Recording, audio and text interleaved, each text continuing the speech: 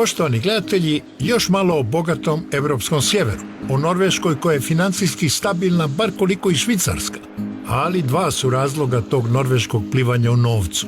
Prvi je golemo bogatstvo u nafti i plinu u Sjevernom moru, a drugi oprezna štednja na svim razinama, od pojedinca do države. Kada su se u 19. stoljeću razdvajale Danska i Norveška, Danska je zgrabila Grenland, ledeni otok, ali ipak čvrsto tlo, dok je Norveškoj pripalo Sjeverno more. Danas Danci tuguju zbog te podjele, a Norvežani, oni su sav prihod od nafte i plina usmjerili u jedan fond, koji je u vrijeme našeg boravka, krajem 2023. narastao na 1400 milijardi eura i stalno raste.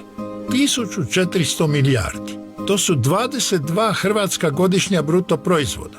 22 godine bi Hrvati trebali raditi, ne potrošiti ni centa, ne popiti niti jednu kavu da bi dostigli tih 1400 milijardi ušteđevine.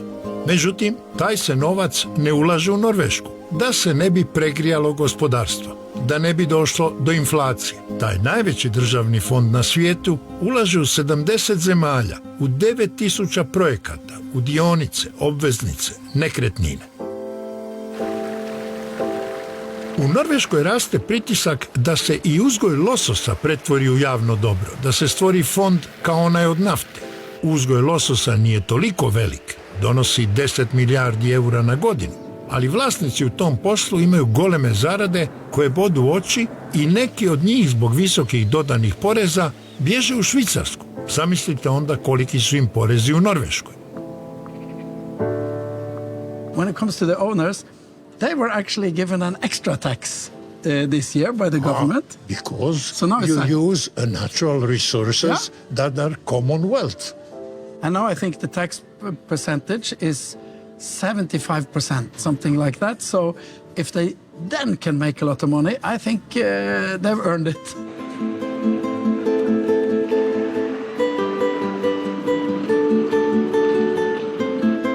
I suppose it's all religious in the end. It's a question of the money should be set to work to make good things so that the world is more in what the Protestant thinks is God's image. It should be invested, it shouldn't be used. And if it should be used, it shouldn't be used in a conspicuous fashion. How that does cope with the big fund of oil of hundreds and hundreds of billions of dollars, euros, gold, whatever you say, for the future, instead of investing it right now and gambling on the future? Well, that, I think, is another example of the same, that Norway has taken a decision, and it's what the Americans would call a bipartisan position. It's a cross-political decision that we will stow all this away, and if we invest too much, we may destroy the economy. The economy may sort of be overblown, and we may have a crash. So we tuck it away, and we invest it in a number of places. And here comes the really Protestant thing. We have bound ourselves to the mast of our ship of state so that we can't use any more than a certain percentage of the money every year. So if a populist comes and says, oh, there's a crisis taking care of the elderly, we must spend money on this, and we have the tucked away oil money, the rest of the political community will come down on this person like a ton of bricks saying, no, we decided that we should only use a tiny fraction. Now that's Protestant economics for you. Ta svijest o štednji ne postoji samo kod političara i ekonomista, duboko je usađena u porama društva, čak i kod srednjoškolaca.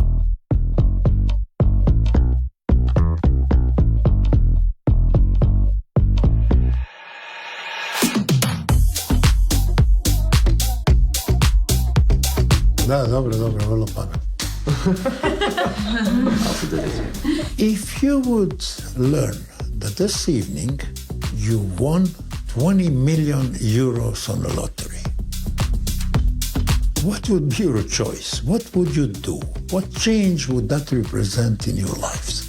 Think fast. I'll probably buy a house for my mom. House for a mom is 1.5 million.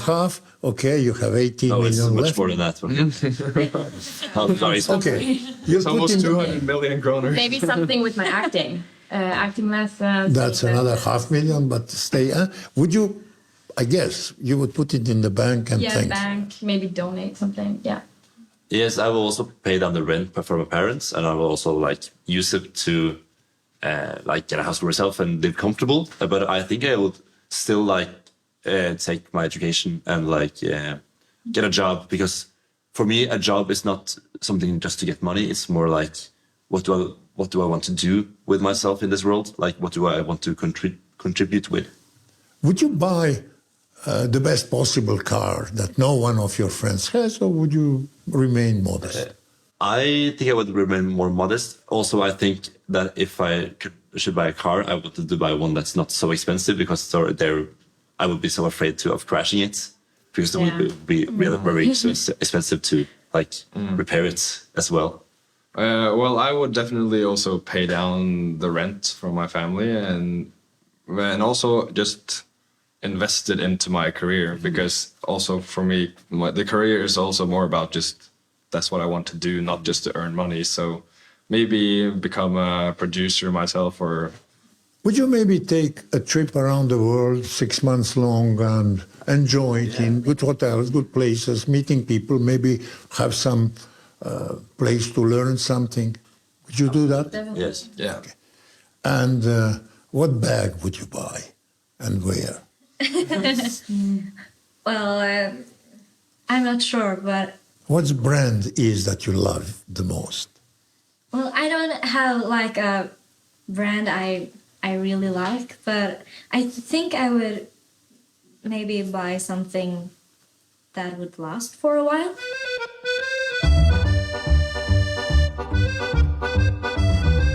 Usporedbe radi, kada smo ručali u Napulju s jednom talijanskom obitelji, evo kako su supružnici reagirali na mogućnost dobitka od 20-30 milijuna eura. Immagine guadagnando 30 milioni di euro questa notte al Eurojackpot. Che fa manà? Che fa domani? Prendo un aereo, vado in Africa e mi vado a fare un mese di safari. Ma il lavoro domani? Fa niente. She's going to call in. Sono malata. You see, for example, I would go tomorrow. I would go to that place and I would buy the place. Da. Talijanima bi bilo lako potrošiti 20 milijuna. Grcima i više od toga, to su dokazali. Ali nije lako zaraditi taj novac.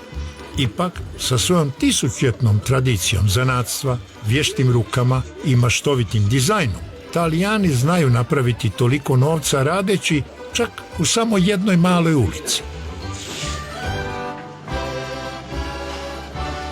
I sad kad pogledate ove spretne ruke i dobro odabran izbor proizvoda, onda u ovoj jednoj ulici ima 39 trgovina proizvođača sa otprilike 300 zaposlenih koji imaju obrt godišnji od oko 20 milijuna eura. Dakle, na izgled ništa, vidjet ćete figurice su vjerski motivirane ili su nogometno motivirane, ali sve zajedno jedna uličica 20 milijuna eura. Facciamo prima pausa e poi iniziamo? No, prima facciamo il lavoro, dopo mangiare. No, non ti preoccupare. No, facciamo Mangiamo... come Metti sul tavolo. Non facciamo come i croati, primo mangiare e dopo lavorare. Ah, i croati così Come fanno? gli italiani, primo lavorare e dopo Allora mi mangiare. fanno piacere, però. È vero che da suo punto di vista in Napoli c'è tanti divoti e tan poca devozione. No, non è vero. Napoli ha una religiosità molto particolare. Diciamo che 50% è religiosità e 50% è superstizione. Allora, ti spiego. Per esempio, qui c'è che ti devo dire? Ci sono tanti santi che ogni tanto fanno questo miracolo, lì che fanno il sangue. Per esempio, qua giù c'è una chiesa a 10 metri che si chiama Chiesa di San Gregorio Armeno, dove ci sono le reliquie di una santa che si chiama Santa Patrizia. E questa puntualmente, tutti i martedì, fa il miracolo del sangue come San Gennaro. Non ti sembra un po' strana questa coincidenza che tutti i martedì questa fa il miracolo?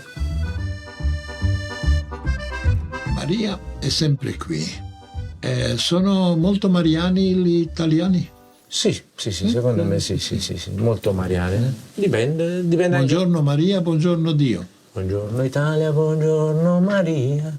Na na na na na na na. Il buongiorno Dio, Buongiorno Dio.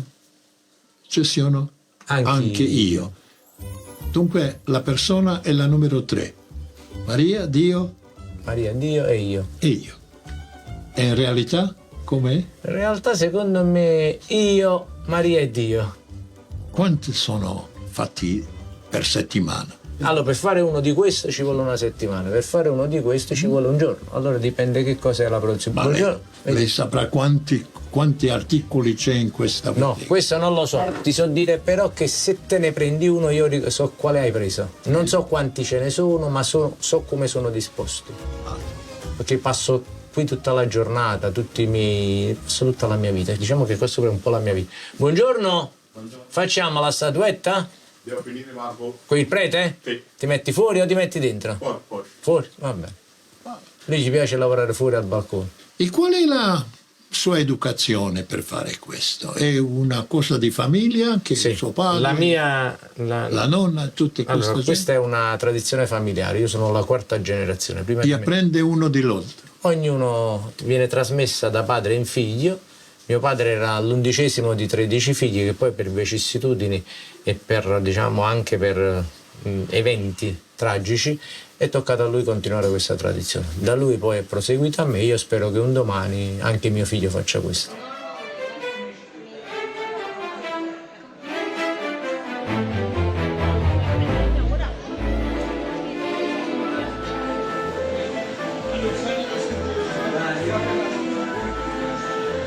163 anni di una famiglia facendo ombrelli. Produciamo ombrelli, sì. Dal 1860 produciamo ombrelli artigianali, un po' li esportiamo in tutto il mondo. Quali sono le persone famose che hanno comprato i suoi ombrelli? Le persone famose ne sono tante, di quelle diciamo che più ci pregiamo il Re Carlo per esempio ha un ombrello nostro che spesso lo troviamo anche in foto, basta guardare un po' su Google.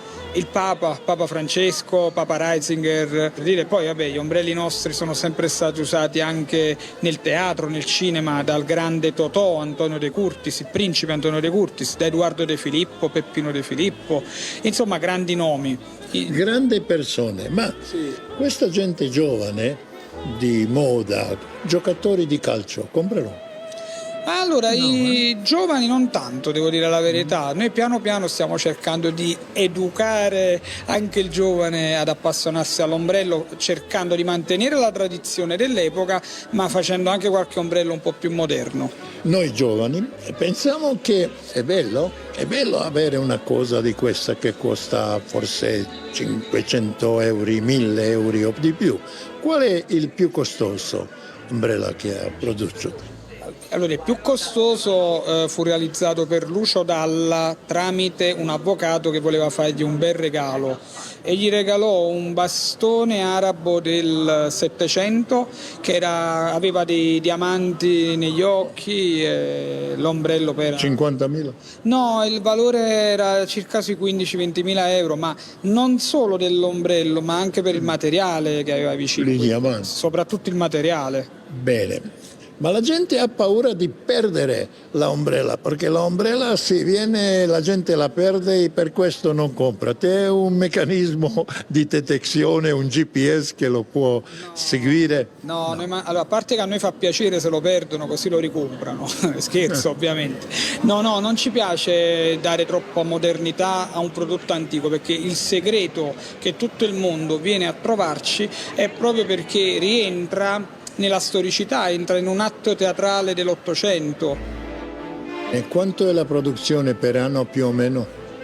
Ma allora diciamo che per gli ombrelli belli, quelli là particolari, importanti, noi riusciamo a farne massimo 12 alla settimana. 12 alla settimana? Di quelli là proprio super... Che fanno 600 all'anno? Di quelli là super difficili. Ma poi ci sono altri ombrelli che riusciamo a farne anche una trentina al giorno, diciamo, un 40 al giorno, dipende un po' dalle tipologie. E chi sono la gente che lavora? La famiglia, sì? No, io in realtà con me ho mia moglie che fa parte chiaramente della famiglia, ma poi ci sono due ragazzi, Gianluca e Emanuele, e una ragazza che si chiama Mara, che sono collaboratori, ma per me è come se fosse una famiglia. Ma lei è l'unico proprietario? Sì, sono io, sì, la quinta generazione, nome e cognome come l'attività, Mario Talarico. Talarico, e i Talarighi durano 5 generazioni. C'è qualcuno che le va a ineritare a lei? Sì, c'è mio figlio che adesso ha 14 anni, quindi Si prepara? Sì, in estate viene a darci una mano, adesso è giusto che deve studiare, deve imparare bene le lingue, soprattutto perché più tempo passa più ci accorgiamo che qui c'è sempre più turismo, quindi comunque bisogna dare un servizio, come si dice. E se mai un figlio dice no, non voglio lavorare questo, a me mi interessa la musica, papà, fregate. Io direi suona e vieni lo stesso qua, se no non sai cosa ti perdi. No. Io dico sempre una cosa, lo dico ai miei collaboratori, lo dico a mio figlio, dico lavorare qui è come girare il mondo stando fermo nello stesso posto. Italijani naprave 20 milijuna eura u jednoj ulici, ne pomaknuvši se s mjesta, a mi ćemo sada u Norveškoj, samo pozorno pratite ovu priču, otkriti kako se napravi proizvod koji vrijedi 30 milijuna eura.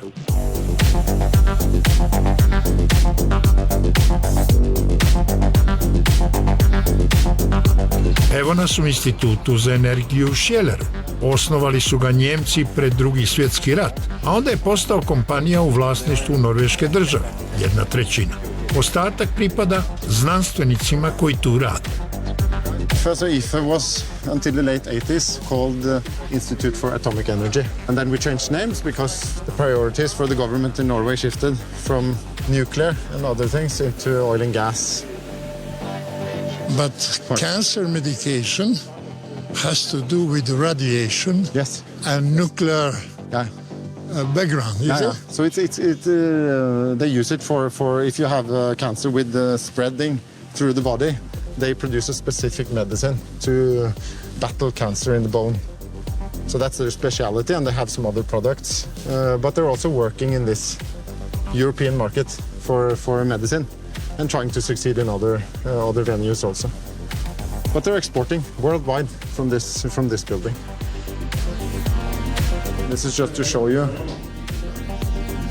And this is fatigue testing. So if you look at that thing going up and down, it's bending a sample to look at how it wears down over time. But what we try to do in this type of research, which is related to production of oil and gas, is to look at these types of things. So this is a flexible riser, which is a pipeline which goes from the seabed, like at the bottom of the sea, and up to the platform. So when you produce oil and gas, you take it out up from the well, you produce it, and it goes into these pipelines, which goes up this way up to the platforms. And this steel that you have in the tensile wiring inside the pipe, it holds the whole pipeline to make it strong.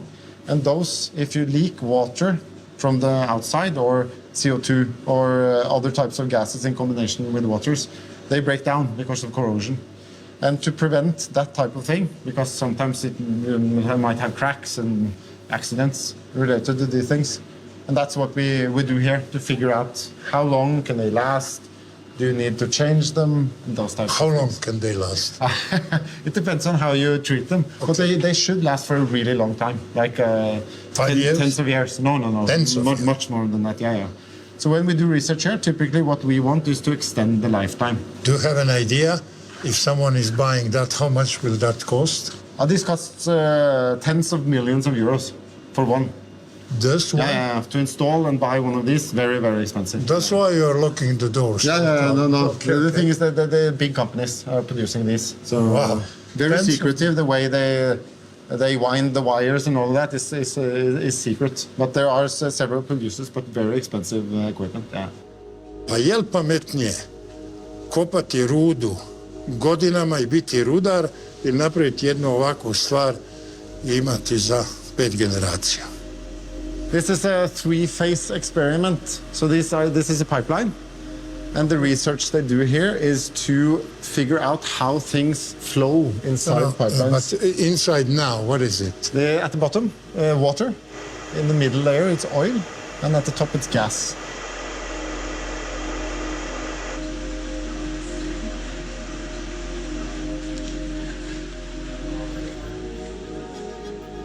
And this gentleman is connected with the institute? Yeah, he was the first CEO of IFE. The first So general manager. first general manager at IFE, so he was really important in the And industry. the second photo in your office, there's two gentlemen. Who is this one? No, this is the royal family of Norway. So when we open important things at IFE, like buildings or scientific equipment that are of national interest, we sometimes get the royal family to put down the cornerstone of the building. And those gentlemen? As you can see, these are walking in front of the royal family, but these are visitors that are of high importance. He looks like American, Yeah, but and, he is my confident. countryman. He's a Croatian, Josip Broz Tito. Ah, right. So, but the thing is, what's funny about the picture is that these two guys are walking in front, and there very rarely people walk in front of the royal family and these types of things. Usually they walk in the front. You wouldn't walk in front of Tito in Yugoslavia, you wouldn't. Pada mi na pamet onaj uzvik iz filma Houston, we have a problem. Što li je radio drug stari na ovom mjestu, koje se tada još zvalo Atomski institut.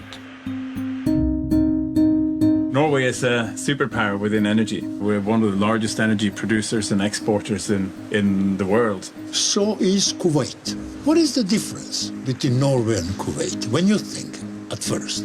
I think the model of society is very, very different between Norway and Kuwait. I mean, the only thing that we have in common is that we have a lot of oil.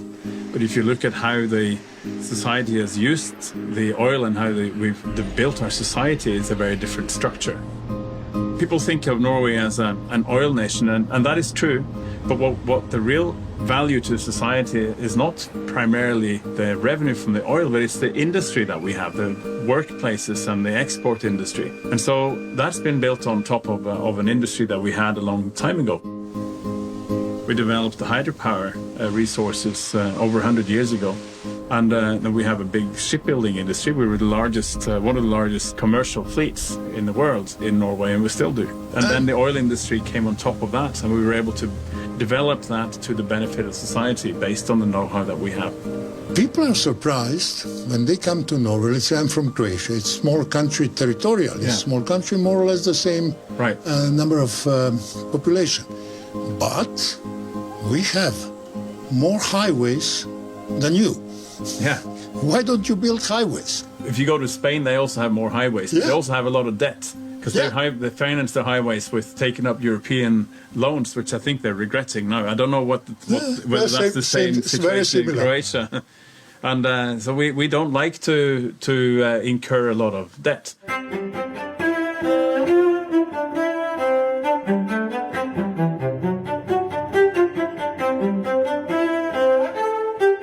Opraštamo se privremeno od Norveške ispred Kraljevske palače u Oslu, gdje u svečanoj uniformi stražu čuva ovaj mladić.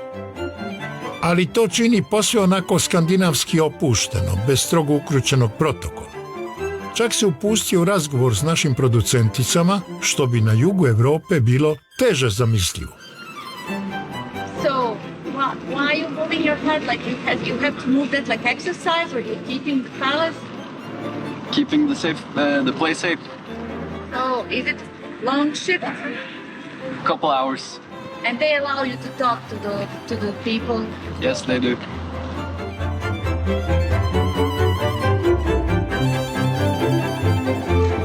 Pogledajte kako izgleda straža u Grčkoj, koja čak nije ni monarhija.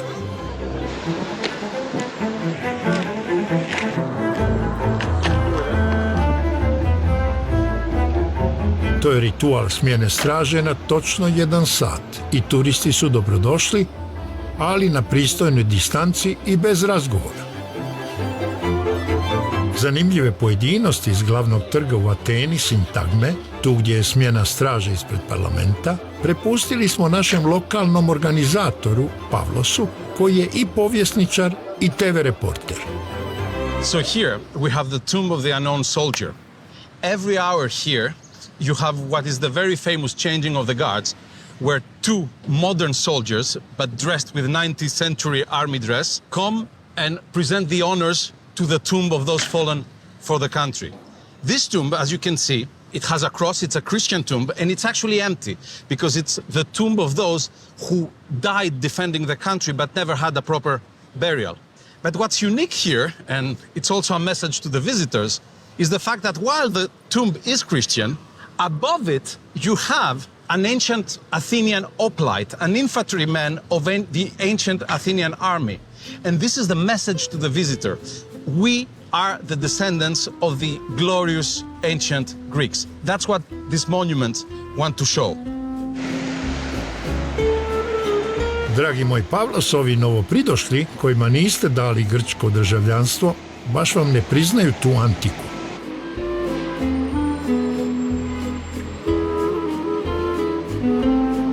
What's wrong with Greek society? Greek society sometimes, I think it's as a human being in general, they cannot admit ancient Greek is gone.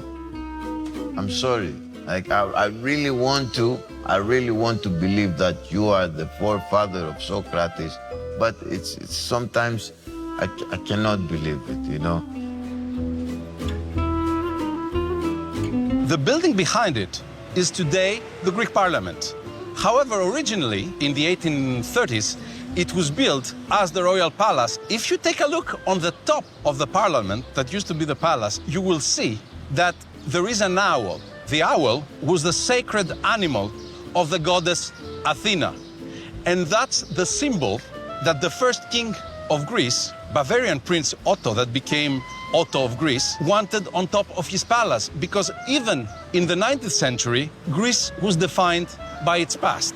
In 1873, Greeks started demonstrating against German King Otto, demanding that he make his absolute monarchy into a constitutional one. They demonstrated in this square because obviously it was in front of the royal palace. But when the king sent the army to quell the demonstrations, what happened is that the army chiefs told him, oh, no, we're not going there against them. We're going there to demonstrate with them because we agree with them. So really, King Otto was facing the possibility of being removed from the throne by his own army, so he granted the constitution to the people. And from that day onwards, the square became Syntagma Square, Constitution Square. Kolega Pavlos visoko je postavio ljestvicu sa svojim okom za detalj. Ja sam ipak ovdje samo u prolazu, pa imam jedno kratko zapažanje. U Ateni je ovih dana grad okićen zastavama. To je u čast 28. listopada, kada je na početku Drugog svjetskog rata Grčka zaustavila Mussolinijeve postrojbe da ne zauzmu Grčku i otvore Hitleru put. To je Hitler jako oštro kaznio okupacijom Grčke, ali ovdje se slavi 28. listopada kao herojski dan i dižu se zastave. U redu, ali su zastave postavljene 25. listopada, 3 dana ranije, a danas smo 6. studenoga, 9 dana kasnije i one još stoje. Pitao sam pa zašto stoje, a kažu komunalne službe, gradske službe. Pa rekao što gradske službe? Ma, znate kako je, Balkan je to. To je prvi put da sam ovdje čuo, Balkan je to. Right after the square, there is this big pedestrian commercial street called Hermou Street, named after Hermes, the god, Mercury in Latin, that he was the god of commerce. This is the main commercial street of the city, and it has the name of one of the old gods. Next to it, on the corner over there, what you have is you have the post office. And surprisingly, the post office has Hermes, again, Mercury, as its logo, because Hermes was not only the god of commerce, he was also the messenger of the gods. So, you know, he finds himself as the logo of the post office. Generally, the ancient gods tend to be omnipresent in the life of Greeks throughout the city, throughout everything. It's like we live in the past more so than probably any other European nation, with the exception perhaps of the Italians.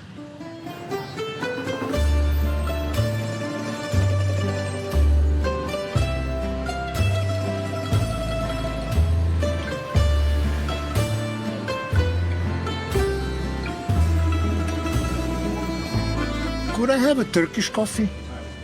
Do you want sugar? Without sugar. Small, double? Small. Small. You don't react when I say Turkish coffee. No problem. But how is it really? Here we say Greek coffee. That's right. Ok, thank you, just bring me that coffee. Dakle, Grci imaju toliko riječi i starina koje nama puno znače i koje mi prevodimo i do danas koristimo. Dakle, recimo, ako volite pse, pa grčki je kinos pas. Ako se liječite, farmako je grčka riječ. Dinosaurus bukvalno znači gmaz koji donosi nesreću.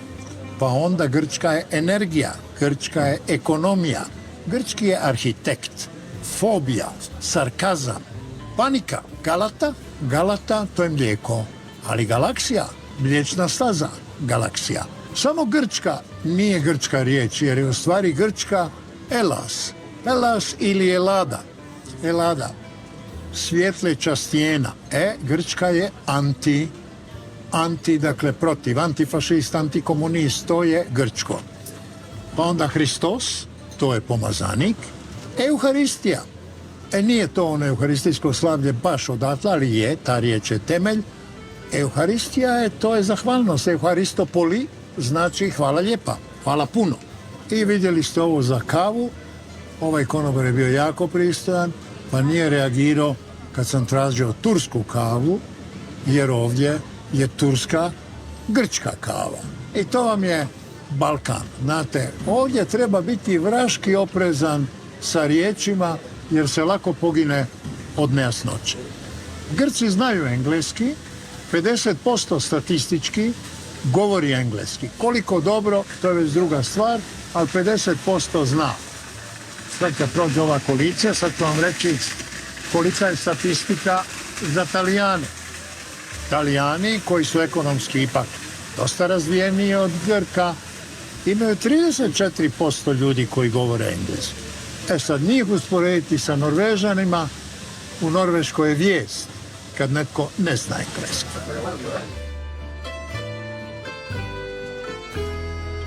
And what is Aphrodita?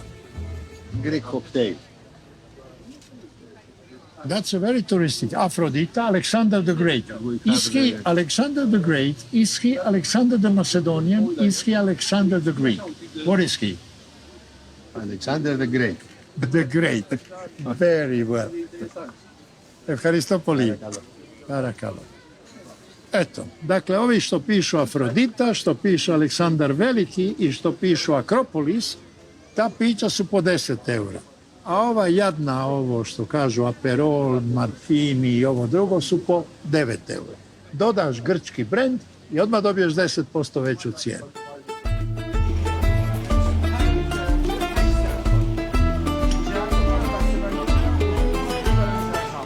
Na jugu Europe kafići su sveto mjesto gdje se ljudi sastaju, čakulaju, a kad dođe stranac, domaćini pričaju o povijesti. Tako je u Grčkoj, tako je u Italiji i na cijelom Mediteranu. Sad ćemo porazgovarati s jednim zanimljivim čovjekom u možda najzanimljivijem kafiću u Rimu. Zove se Sveti Eustahio, a legenda kaže da je stanoviti Placido, kada je ugledao jednog jelena nedaleko odavde, vidio u sredini križ. I tada mu je neki znak rekao da se preobrati na kršćanstvo. To u vrijeme cara Trajana nije baš bilo dopušteno i on je osuđen na smrt, bačen u arenu lavovima, međutim lavovi ga nisu napali, što je bio neki božji znak za to vrijeme, ali je on ipak smaknut i to na najstrašniji način, zapaljen je u željeznom biku. A što se tiče kafića, ovdje je najpoznatija kava u Rimu. Ona datira iz 1938. ali sama zgrada je bila kafić još 1800. i zvala se, odnosno kafić se zvao, Kava s mlijekom. Sada je to Sant Eustahio i kažu najbolja kava u Rimu. Ako nije najbolja, bar je najpoznatija.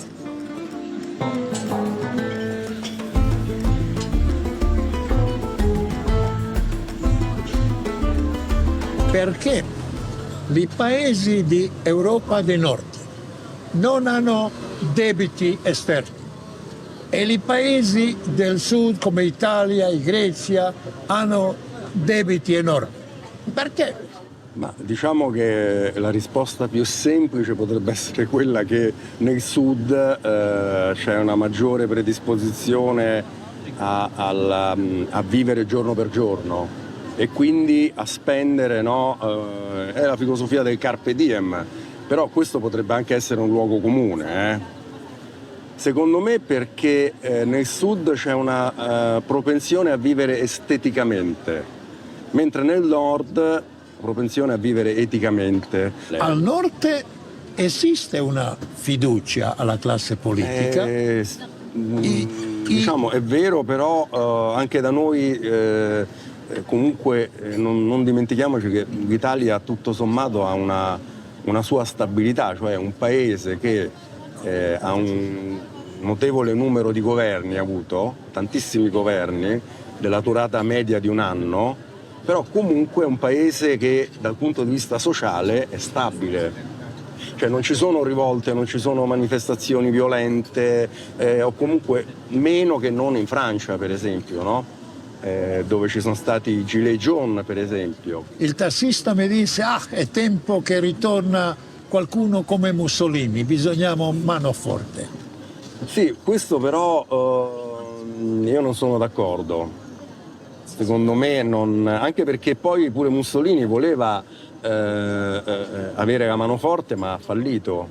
Lui voleva trasformare gli italiani, no, in un paese marziale che sapesse fare la guerra, ma gli italiani non è che sono tanto portati per fare la guerra, quindi tutto sommato per esempio De Gaulle diceva i francesi hanno 365 tipi di formaggi e quindi è difficile governare i francesi. Per gli italiani è ancora più difficile perché hanno ancora più tipi di formaggi diversi. Rekao smo, u Grčkoj, u Ateni ljudi sjede u kafićima u bilo koje vrijeme preko cijeloga dana i navečer. Tako je i u Rimu. Tako je ako nađete mjesto i u Napulju. A gore na sjeveru, evo u Helsinkiju se zbog hladne klime ne sjedi vani po terasama, međutim, biste li vjerovali, prvi narod po potrošnji kave na svijetu su Finci. I opet ne biste vjerovali, drugi iza Finaca su oni naši šparni Norvežani. U izboru što je točno, ono što vidimo ili što kaže statistika, točno je ovo drugo, statistika. Ali samo zato što Finci i Norvežani konzumiraju svoju kavu u uredima ili doma, jer vani je skupa, na običnim mjestima dvostruko je skuplja nego na evropskom jugu. I used to say that I've spent 4 years on different cafes because that's where you do the discussion. We do not do that so much in Norway. We have a meeting and we finish. Living in Croatia, yes, maybe you have a meeting, then you go to a cafe and have a more relaxed talk. And this kind of lower shoulders, that's the asset. And of course you have the climate on top of that, but the lifestyle is the biggest difference. The Finns and Norwegians are drinking a lot of coffee and a lot of bad coffee. Bad coffee? A lot of bad coffee. A friend of mine from Cyprus came and we offered him coffee and he was polite and said, "Oh, you have a lot of water here in Norway." So this is also an old tradition. But we consume more of the coffee at home, maybe at a cafe, but not in the same relaxed atmosphere. Not sitting alone, reading or thinking, not having the informal conversation, and definitely not during the day. No nije samo kava po uredima. Većinom se i ruča na radnom mjestu. I to hrana koja se nosi od kuće. Ovdje svi nose na posao te kutije s ručkom koje prave doma, šparaju, uštede. A ipak evo, odvjetnici dolje na jugu, oni idu na pravi ručak i to koji traje. Kako je ovdje? Kako je u vašem slučaju? I pravi ručkova nema ovdje. Ja isto svako jutro stojim kod kuće u kuhinji i mažem svoje šnite sa kruhom ili nosim ostatak jučerašnjeg ručka, nosim ovdje pa ugrijem na poslu, tako da mi svi nosimo svoje. Ovdje u kuhinji kod nas imamo samo ono ekstra nešto ako treba, ako radimo kasno navečer, onda da možeš nešto zagristi, ali zajedničke ručkove. Ma dobro, ali to je upravo to pitanje. Kad vi nešto, to je u stvari ušparate, ne bacate. Da. Kod nas je to malo sramota kako će odvjetnik nositi neki ručak u kutiji, jel? A Zašto ovdje to nije sramota? Tako je ovdje bilo odavno, od ranog vremena Norveške, ali to je dosta tipično norveški. Mi to počnemo u vrtiću. U vrtiću već mi šaljemo s djecom. Kroz cijeli vrtić, kroz u školi, svi nose svoju hranu od kuće. Znači u školi nema besplatan ručak. Ovako bogata zemlja ne. Ne. Sad se priča. Nema da im kuha neko, nego od doma. U vrtiću imaju kao jedan topli obrok za dan, ali nemaju ono prije podne, poslije podne. Ja sam čula u Hrvatskoj da to je jako dobro. Ali toga ovdje nema. U školi ništa. Ako si sretan dobiješ mrkvicu jednu za tjedan dana. A sad se isto priča, jer bi se to trebalo promijeniti, da vidimo druge zemlje kako imaju u srednjoj školi. Sad imaju taj neki program da će pokušati da vide jel mogu privući djecu više, jer sada ima mladež, nažalost, koji više ne dolaze u školu, pa probaju sve načine da bi ih privukli da dolaze u školu. Koliko ne dolaze u školu? Ima dosta mladež koji ne završe srednju školu. Dakle, samo osnovna je obavezna, ovi drugi? Da, srednja škola nije obavezna ovdje. I šta, idu lutat po ulicama? Idu lutat po ulicama, ne imaš grindere, neke koji počnu nešto sami za sebe, ali dobro, onda možda imaju neku godinu dana pauze, pa se vrate u školu, nastave školovanje, tako da s time se sada dosta radi, kako pridržati tu mladež u srednju školu. Dobro, što se još izrazi te skromnosti ovako u životu? Recimo, smatrali se, ne, svi su decentno, svi su pristojno odjeveni, tu nema problema, nema zakrpa, nema ničega, ali nema baš puno Louis Vuittona, nema baš... Kako to? Nema puno toga i znate čega isto nema? Na primjer, izići na kavu. Mi to gotovo nikad ne radimo. A pijete najviše kave na svijetu, pa kako sad? Ali zato ovdje napravljena u kancelariji. Ovdje su kave, nama su kave jako skupe vani. I sad, na primjer, ja znam u Hrvatskoj isto samo naći na kavu usput negdje, odnosno toga ovdje stvarno nema. Ja sa kolegicom mogu, na primjer, planirati 2 tjedna kad ćemo se naći na kavu, odemo, popijemo tu jednu kavu i onda smo se našle, kao imamo to jedno poslijepodne zajedno.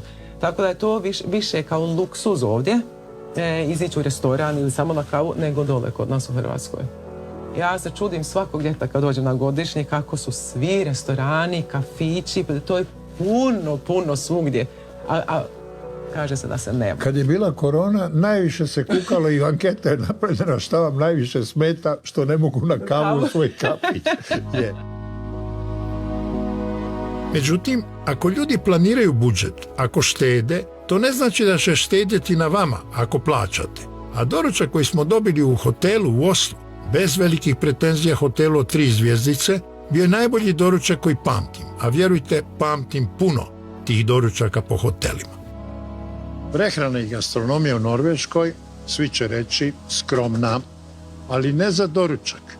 A pogledajte što se nudi. Dakle, dođete, počnete od kruha, jedna vrsta, druga, treća, četvrta, peta, šesta, pa je onda ovdje puter, pa onda su razni keksi, krekeri, dijetalni, proteinski. Vesna, pomogni, molim te. Salata. Ovo su paste, ovo su gljive, ovo su razna vrsta jaja i sada ovdje ima, naravno, ovi naresci. Ono što je posebno, to je taj dimljeni losos, crveni, od kojega Norveška ima izvoz od 10 milijardi eura na godinu. Šunke i to, međutim sir. Postoji ovo što je specifični norveški sir. To je ovako karamelizirano i ukus ima čokolade, životinjskog carstva. Naravno, povrća i toga za ovo novo vrijeme kada svi paze na prehranu, kada svi jedu zdravo, onda jaja na sve moguće načine, krumpiri, salate, dakle kao da smo na Balkanu. Doručak je u stvari i ručak. Evo, i graha ima. Omleti, rajčice, panceta ili kako bismo rekli špek. Ovo je moje favoritno jelo. Dakle, ovo je najkaloričnije što postoji. To je topljeni kamamber. Vidite, on se topi ovdje, cijedi se mast i ljudi moji, prekriven je orasima, ali da su samo orasi, nego i medom. Tako da ovaj komadić ovdje ima oko 600-700 kalorija, ne spominjite. To je i ručak i doručak. I onda dolazi opet ovo zdravo, tu su sada razni džemovi, cottage cheese i smoothie. Smoothie može biti od jagode, može biti od manga, a ima još mašte kako će vas iznenaditi. Sokova bezbroj i na kraju se možete zasladiti, ima norveška čokolada domaća, vrlo je dobra, brownies, krasani kod da smo u Francuskoj, pa šta ja znam, ovdje ima ove petit beurre i naravno sirevi i sve ovo, ali što je zanimljivo, salvete koje vam daju u stol su toliko velike da prosto izazivaju da spakirate nešto unutra i ne bune se oni previše zbog toga. Evo recimo uzmete voćku, spakirate jednu kruškicu i za vrijeme našeg napornog dana imamo se zasladiti. 70 kalorija.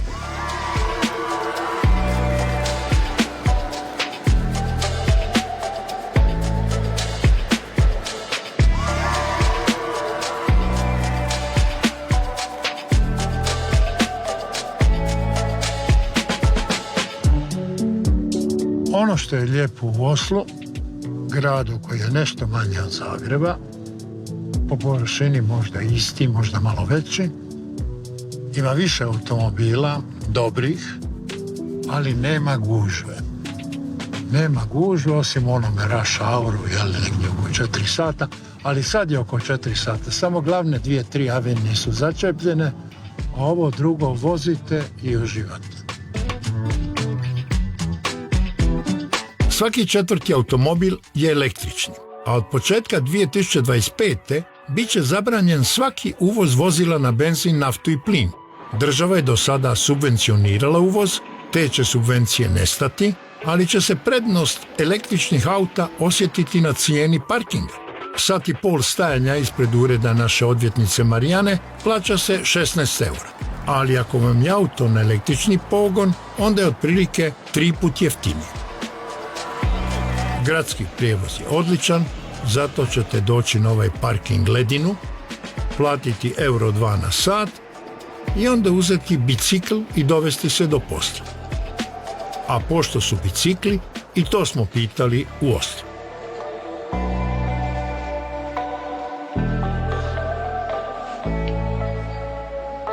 Razgovor bicikle, take one. Is the price here? Yeah. Should I tell you about? 22,000 in euros is about 200 euros. It's about 2,200 maybe for this one. 2,200. Yeah. So that's a special one. That's a good one, for sure. So the average price is about 2,600-ish. It's almost like a car. It's almost like a car, and it's used for a car in Norway as well. So many use the bikes instead of the cars. It's a lot of emission from the cars instead of the bikes. It's also hard to park in Oslo. Someone park outside of Oslo and then just bike in, because it's cheaper to park because you don't need to pay for parking for the bikes. But what happens during the winter? During the winter, it's cold. Yeah, so some take public transports, but some also take on winter tires. Winter tires? Winter tires, yeah. Yeah. So putting on winter tires and then just going as usual. You put a heavy coat on? Heavy coat, we have gloves, we have this little hat that we use under the helmet, so you can use everything, basically, yeah. And when you have customers, do you insist, please buy that? And No, we're more relaxed with the situation. So most people that come here is here to look for a bike anyways. So when customers enter the store here, my main objective is to give them the best kind of service that I can, and then take it from there. Maybe I'm a little unorthodox in my selling methods, but I go to the cheapest ones first. Oh. So if it's sufficient enough for them, they buy that one. And if they want more, they can look at the models, which is a little bit more expensive. It depends on how far you're going, on how much engine power you want, and how expensive your bike needs to be to commute a couple kilometers. It doesn't need to be that expensive.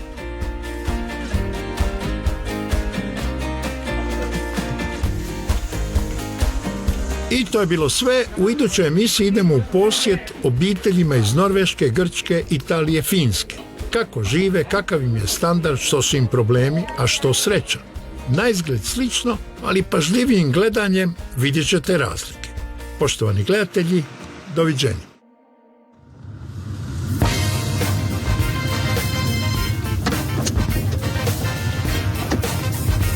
A upoznat ćemo ga bolje.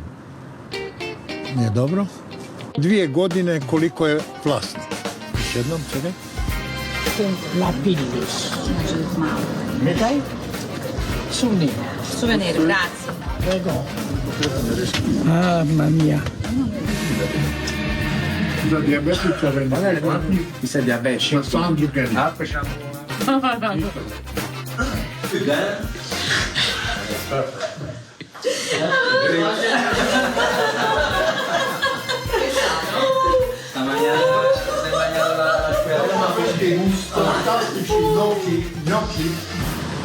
Nije dobro, još jednom ću. Postoje sve robne kape po Helsinki. A? Pardon, što mene toliko držiš Što mene držiš kad imamo ovdje? Ne možemo mi to odvojeno. Dobro, ništa, meni je dosta.